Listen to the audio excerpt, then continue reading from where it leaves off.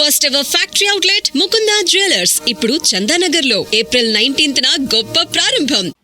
And coming to you and Gopichand Malineni గారు, so ఆ bonding ఎక్కడి నుంచి స్టార్ట్ అయింది అసలు? అది లైక్ ఫస్ట్ సినిమా అయిన తర్వాత స్ట్రగ్లింగ్ పీరియడ్ జరుగుతూ ఉంటుంది కదా, ఆ టైంలో గోపి గారు క్రాక్ రైటింగ్ టీమ్కి ఆప్షన్ వచ్చింది. యాక్చువల్లీ ఒక వేరే ఫ్రెండ్ ద్వారా తెలిసింది, ఆయన పిలిచారు, వెళ్ళాను. అది చాలా క్రిటికల్ టైం యాక్చువల్లీ. నాకు వైపు రెండో సినిమా డిస్కషన్ జరుగుతుంది అన్నపూర్ణలో. ఈ టైంలో గోపి గారితో డిస్కషన్ మొదలైంది. బట్ ఆ టైంలో ఆయన లేకపోయింటే నా జర్నీ చాలా స్ట్రగ్లింగ్ చాలా ఎక్కువగా ఉండేది. బట్ ఆయన వచ్చి ఆ టైంలో భుజం తట్టి ఆయన సినిమాకి వర్క్ చేయడం అనేది, ఎందుకంటే ఫర్దర్గా నాకు కొంచెం రైటింగ్ నేర్చుకోవడానికి అవ్వచ్చు, ఫర్దర్గా అక్కడ టీంతో ఇంటరాక్ట్ అవ్వడం అవ్వచ్చు, ఆ జర్నీ అక్కడ నుంచి ఇంకా నాకు భయం పోయింది.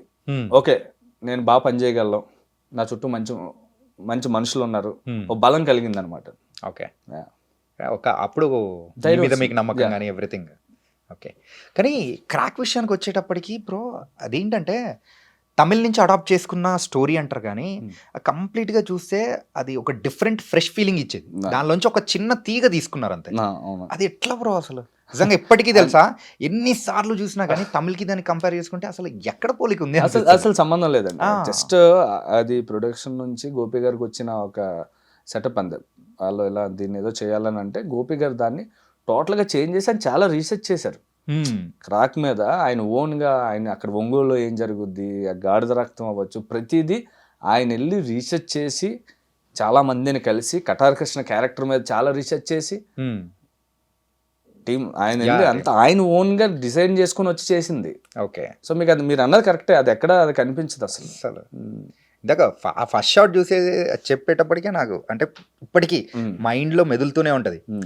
ఆ మామిడికాయ, చీల, దాంతో పాటు కింద 50 రూపీస్ నోట్, ఆ మూడు చూసేటప్పటికి ముగ్గురు హీరోస్ గురించి ఒక్కటేసారి అట్టే టైం చెప్పడం అనేది దట్ వాస్ అన్ వండర్ఫుల్. ముగ్గురు విలన్స్ కి ముగ్గురు జీవితాలు ఎలా మార్చింది. అవునవును. ఇంతకు ఆ ఐడియా ఎవరిది బ్రో అసలు? గోపి గారిదండి. అంటే ఏం ఐడియా ఉన్నా అంటే లైక్ రైటింగ్ టీం ఉంటామండి. ఇప్పుడు వివేక్ గారు, నేను, శ్రీకాంత్ ఉన్నాం. సో డైరెక్టర్ గారికి ఏం కావాలి, ఆయన ఏం ఆలోచిస్తారు, దానికి బెటర్ చేయడానికి వర్క్ చేయడానికి మాత్రం టీం ఉంటాం. సో అది మా ఐడియాని ఎవరు అలా అనుకోలేం. అది యాజ్ ఇట్ ఈజ్ డైరెక్టర్ గారి ఐడియా. మా ఐడియాలు త్రో చేసిన ఆయన దాన్ని ఎలా తీసుకుంటాం. చాలా ఐడియాలు త్రో చేస్తారు రైటింగ్ టీం పని చేసినప్పుడు. బట్ అలా కుదరదు కదా. ఆయన ఏది నచ్చుద్ది, ఆయనకి ఏది కనెక్ట్ అవుతుందో దాని మీద డిసైడ్ అయి ఉంటుంది. సో అది ఒక్కరిదని మాత్రం అలా చెప్పలేమండి. డైరెక్టర్ గారిది ఓవరాల్ ఏం చేసినా సరే. దాంతోపాటు కూడా దాని తర్వాత మూవీస్ అనేది కూడా ఈ టీం అనేది కూడా క్యారీ ఫార్వర్డ్ అవుతుంది కదా. ఈవెన్ వీరసింహారెడ్డికి చూసాము, తర్వాత రీసెంట్గా వచ్చిన జాట్ కానీ అంత మూవీ అంటే ఒక హీరోని లార్జర్ దెన్ లైఫ్గా చూపెట్టాలి, ప్రేక్షకులకి ఇలా నచ్చాలి అనే దాని గురించి ఎంత కసరత్తు చేస్తారు ఇప్పుడు అసలు? చాలా ఉంటుందండి. మినిమం ఒక 6-7 months దాని మీద వర్క్ జరుగుతుంది కానీ స్క్రిప్ట్ ఎంచుకున్న హీరో, ఆయనకున్న ఇమేజ్, ఇవన్నీ దృష్టిలో పెట్టుకొని అది ఇంకా ఒక చాలా ఫైట్ జరుగుతూ ఉంటుంది యాక్చువల్లీ స్క్రిప్ట్ వర్క్ జరిగేటప్పుడు. ఓకే, ఆ ఫైట్స్ మాత్రం మామూలుగా ఉండవేమో. పెట్టే యాక్షన్స్ విషయానికి వచ్చేటప్పటికి డిస్కషన్స్లో కూడా మంచి యాక్షన్, చాలా గట్టిగా యాక్షన్ జరుగుతుంది యాక్చువల్లీ. ఓకే, ఇంతకు గవిరెడ్డి గారు, మీరు ఏ కైండ్ ఆఫ్ మూవీస్ని తీయడానికి ఇష్టపడతారు? అంటే పర్టికులర్గా ఇప్పుడైతే లైక్ నాకు మేబీ కొంచెం ఎంటర్టైన్మెంట్ సినిమాలు చాలా ఇష్టం. సో ఇప్పుడు చేయబోయేది మాత్రం ఫుల్ కొంచెం టిపికల్ యాక్షన్ సినిమా చేస్తున్నాను. టిపికల్ యాక్షన్ సినిమా ఎందుకు అలాగా? అంటే కథ అలాంటి ఐడియా వచ్చింది యాక్చువల్లీ. ఒక మంచి ఐడియా వచ్చింది, ఒక different backdrop, out and out like critical action. Actually క్రిటికల్గా ఉంటుంది action. And coming to the Shubham, so Shubham విషయానికి వచ్చేటప్పటికి ఇప్పుడు ప్రస్తుతం ప్రేక్షకులకి ఏం కావాలి అని అంటే ఫ్యామిలీతో అందరం వెళ్ళి కూర్చొని చూసే సినిమా కావాలి, సో అందరం బాగుండాలి అనే ఆ కైండ్ ఆఫ్ అనేది ఒకటి మైండ్లో వస్తుంది. ఆఫ్టర్ సంక్రాంతికి వస్తున్న తర్వాత అందరూ పర్సెప్షన్ అనేది కూడా మారిపోయింది. ఎన్ని యాక్షన్ మూవీస్ వస్తున్నా కానీ దాన్ని తీసుకునే వాళ్ళు ఒక రకంగా ఉన్నా కానీ ఫ్యామిలీతో చూసే మూవీస్ అనేది ఒకటి తక్కువ అవుతున్నాయని కూడా కొంత రకంగా అనిపిస్తుంది. మరి ఈ మూవీ విషయానికి ఎట్లుంటుంది బ్రో? అదే 100% ఫ్యామిలీ సినిమానే మేము ఫస్ట్ నుంచి మీకు చెప్తా ఉన్నాం. అంటే లైక్ ఈ సమ్మర్ ఎలా ఉండబోతుందంటే మన సంక్రాంతికి అనిల్ రావుపూడి గారు వచ్చి కొంచెం పండుగ చేశారు కదా, యా ఈ 9th మేము కూల్ చేయబోతున్నాం, కొంచెం థియేటర్లో అందరికీ చల్లగా నవ్వుకుంటూ సమ్మర్ని మర్చిపోయేలాగా చేయబోతున్నాం. కానీ భయపెట్టడానికి కూడా డిసైడ్ అయిపోయారుగా. అదే అంటున్నాను, దాని భయం అంటే నవ్వుతూనే ఉంటుంది అంతే Okay. తప్ప ఓ బీభత్సం అయ్యో అని భయపడే అలా ఉండదు. సో ఎంటర్టైన్మెంట్ నవ్వుతూనే భయపడతారు.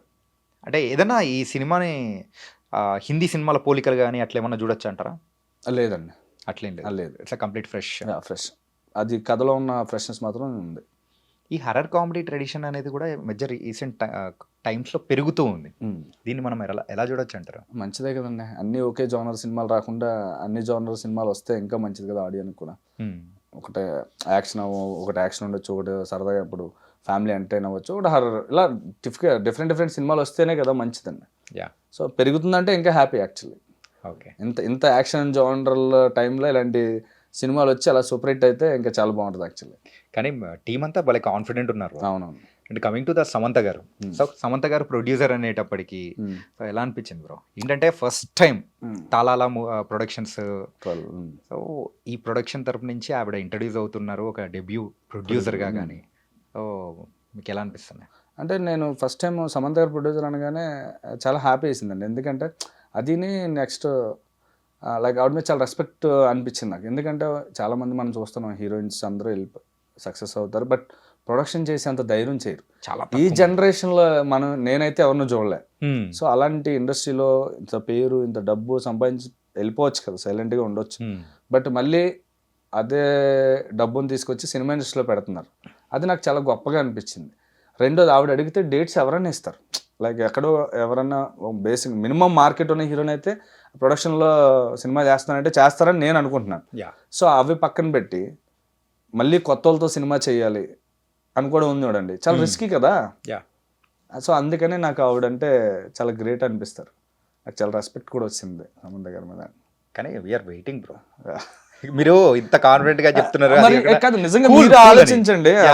నాకు అది బాగా నచ్చింది అన్నాను. సమంత గారు ప్రొడక్షన్ అనగానే ఈవిడ చేస్తున్నారు ప్రొడక్షన్, అసలు ఎంత ధైర్యం చేస్తున్నట్టే అనిపించింది నాకన్నా. అంటే సమంత గారు సీన్స్ ఎన్ని ఎక్స్పెక్ట్ చేయొచ్చు మేము?